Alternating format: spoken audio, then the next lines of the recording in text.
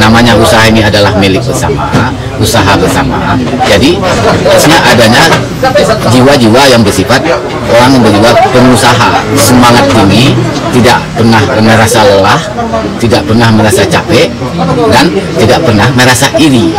Karena kenapa saya katakan demikian? Ini adalah suatu tim. Kita melakukan usaha, sifatnya di sini kan bagi hasil. Jadi merupakan kami semuanya adalah satu tim. Nah, inilah guna tim yang kencang melengkapi yang kurang, yang pintar melengkapi yang bodoh. Jadi sifat iri itu jangan ada tertanam di hati tim itu sendiri. Semua lagi kita di channel yang perlu dibagikan informasi gratis bayar subscribe. Assalamualaikum warahmatullahi wabarakatuh. Apa kabar saudara Kicau Jelata? Mudah-mudahan kita semua selalu dalam keadaan sehat. Hari ini Bang Kicau mendapat kesempatan untuk mewawancarai seorang, mungkin kita sebutlah social entrepreneur. Kenapa Bang Kicau tertarik untuk mewawancarai teman kita ini?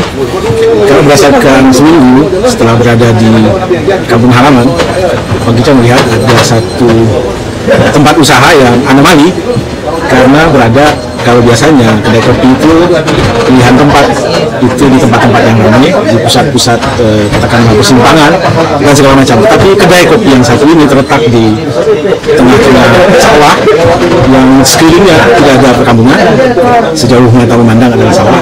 Dan yang paling menarik adalah tingkat kunjungan ke kedai ini seminggu pengamatan Bang Kicau itu ramai sekali.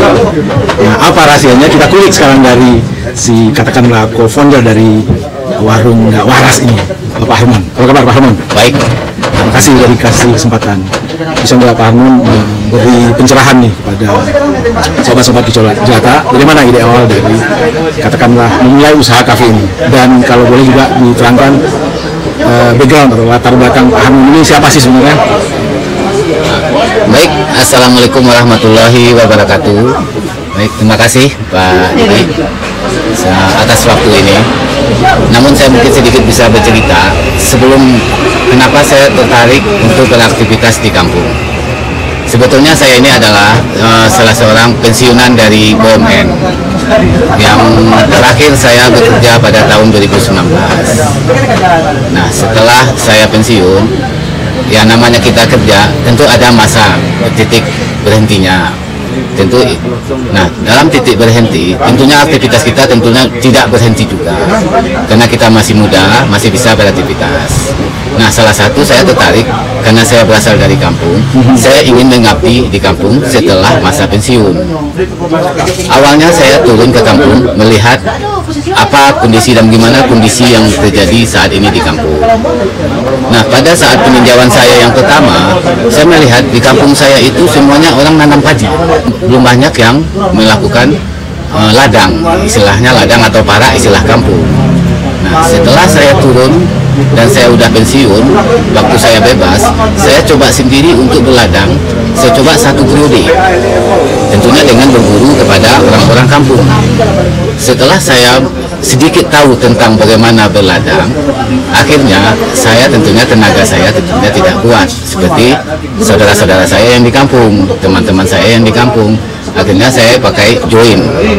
Saya sebagai pemodal, tenaga adalah teman-teman saya yang di kampung. Alhamdulillah, setelah saya melakukan join, usaha yang dilakukan dengan bersama mendapatkan hasil yang bagus. Saya untung, teman saya, mitra saya juga untung. Nah, inilah dengan ini. Nah, di saat saya duduk termenung, karena saya sering duduk di pondok, kemudian saya melihat di lahan saya ini orang sering berfoto. Mungkin lokasi tempat saya usaha petani berladang ini view-nya sangat bagus. Nah, terpikirlah sama saya, kenapa saya nggak mendirikan aja satu pondok kopi. Nah, untuk mulai usaha itu tidaklah segampang yang kita pikirkan. Perlu satu planning. Yang pertama tentunya ada agreement kita, perencanaan kita. Nah, saya berawal, saya mulai dari perencanaan dulu. Siapa yang akan bekerja sama dengan saya? Kemudian produk apa yang akan saya saya buat. Kebetulan di diri saya ini ada 3 modal yang saya bisa andalkan. Yang pertama adalah keberanian saya, yang kedua kemauan saya, yang ketiga modal saya. Nah, saya punya 3 modal yang saya bisa lakukan untuk memulai usaha. Nah, 3 inilah yang saya punya. Tentunya dengan 3 modal, tentunya harus ada perencanaan, didukung dengan perencanaan sehingga bisa berjalan dengan baik. Nah, awal dari langkah saya ini, saya cari mitra untuk berusaha. Saya kebetulan dapat dengan teman yang lama, bertemu, kebetulan dia mencari tempat usaha juga di kampung saya. Dia telah melakukan usaha, itu jual kopi tungku yang dia lakukan di pasar Bukit Tinggi dengan melakukan di atas Vespa. Dia dengan memakai Vespa mengambil satu lokasi di depan di Pasar Raya Bukit Tinggi, itulah yang dia lakukan. Nah, sekarang saya ajak join sama beliau. Setelah kami sepakat melakukan untuk usaha bersama, kita menentukan lokasi. Nah, kebetulan saya punya lokasi sendiri yang view-nya bagus. Setelah terdapatnya kesepakatan lokasi yang bagus, nah disitulah saya mulai lagi membangun. Pada saat saya membangun, tentunya saya berpikir SDM-nya siapa aja, apa aja produknya. Alhamdulillah, pada saat proses berjalan, bangunan berjalan, SDM-nya dapat saya lengkapi, produknya dapat saya cari. Produk tentunya kopi tungku.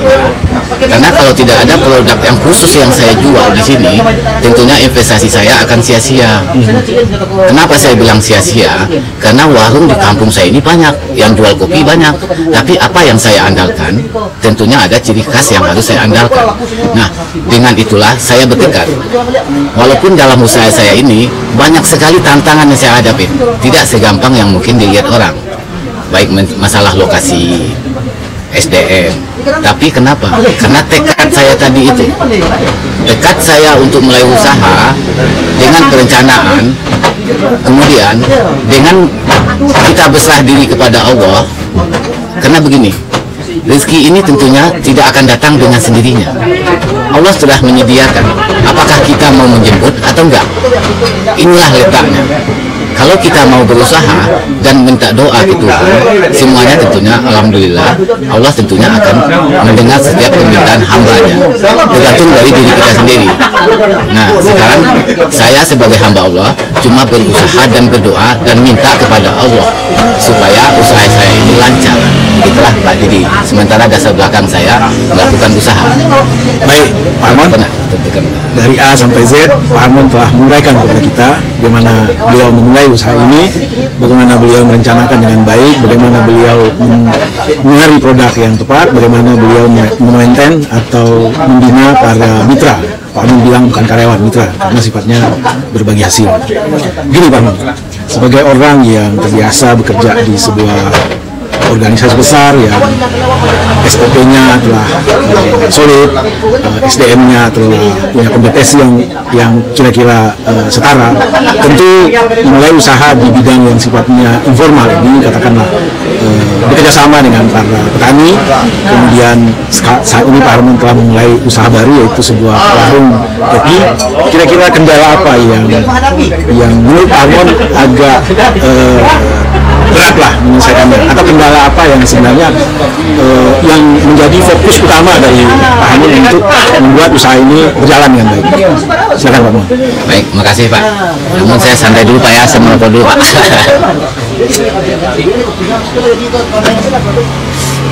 Seperti mungkin yang seperti saya sampaikan tadi, setiap usaha itu tentunya adanya kendala, tapi kendala yang sangat berat. Yang pertama sekali yang saya hadapin adalah untuk penempatan lokasi. Lokasi memang karena ini adalah lokasi punya orang tua dan saya punya saudara. Nah, karena saudara-saudara saya ini sangat sayang kepada saya. Jadi kalau misalnya penanaman modal di kampung, kalau misalnya nanti membuang-buang uang, kasihan karena saya pensiun. Jadi untuk menyatukan atau untuk memberi izin daripada saudara saya ini, memang perlu ketekatan saya yang sangat kuat. Walaupun dengan usaha yang sedikit lama.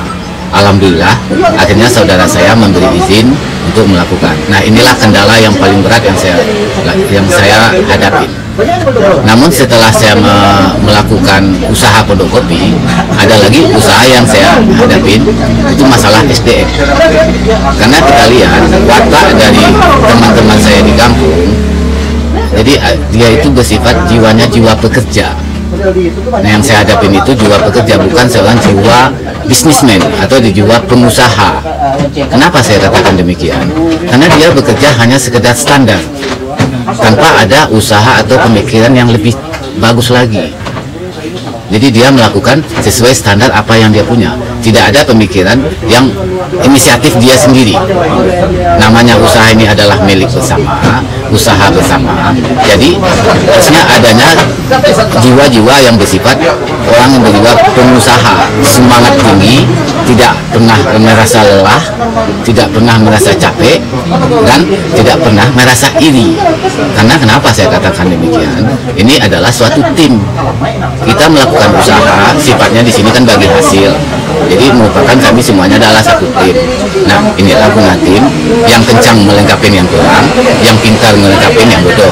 Jadi sifat iri itu jangan ada tertanam di hati tim itu sendiri. Inilah yang saya rubah sedikit demi sedikit. Alhamdulillah, karena semangat saya, karena bersifat kesaudaraan, adanya teman-teman ini sedikit berubah. Jadi dia udah merasakan satu tim. Jadi rasa iri udah semakin sedikit-sedikit semakin hilang. Yang awalnya pemalas, sekarang udah semakin rajin. Inilah yang saya hadapin dalam proses setelah warung ini berjalan. Alhamdulillah sampai sekarang usahanya berjalan dengan baik, pelanggan pun baik, walaupun mungkin dengan lokasi dan SDM yang masih terbatas. Masih ada kekurangan yang kami harus perbaiki. Dan setiap masukan yang kami terima, kami akan berterima kasih. Karena tanpa adanya masukan, kami tidak bisa merubah, atau mungkin kekurangan kami tidak akan bisa melihat sendiri. Yang bisa melihat, merasakan adalah pelanggan, tamu, dan teman-teman sekeliling saya ini.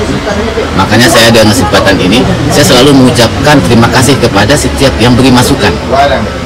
Jadi kita ada suatu yang harus kita pegang untuk menjadi pengusaha yang lebih maju atau kita berjiwa besar. Kita harus menghargai pendapat atau kritik atau masukan dari pelanggan, teman. Kita harus siap menerima. Kalau itu betul kita perbaiki. Kalau itu salah kita buang saja. Nah, inilah prinsip saya. Mungkin ini yang saya lakukan Pak Didi. Siap, Pak Armon. Terima kasih sobat-sobat Bisa Jelata. Itu tadi inspirasi bisnis dari teman kita Pak Armon Yusan, yang pada prinsipnya satu yang bisa kita simpulkan, bahwa pensiun bukan berarti akhir dari segalanya. Karena kita pada dasarnya pindah dari satu etape ke etape lain, dan pilihan yang tepat adalah pilihan yang bermanfaat bagi komunitas.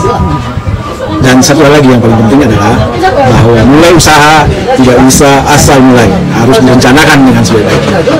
Kemudian kita juga harus membina SDM dengan sebaik-baiknya.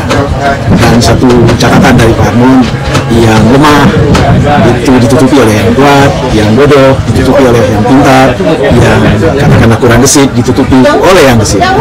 Jangan ada iri di antara tim. Nah, bentuk ke usaha yang Pak Armon lakukan ini bukan majikan dengan karyawan, tetapi usaha bersama yang tentu pembagiannya proporsional sesuai dengan kontribusi masing-masing. Kemudian kicau pendek kita di sore hari ini di warung kopi Tunggul Armon Yusan di tengah-tengah pesawahan di Desa Kota Baru, Kubang Putih. Kita kembali lagi pada inspirasi bisnis berikutnya. Salam sehat dan bahagia. Wassalamualaikum warahmatullahi wabarakatuh.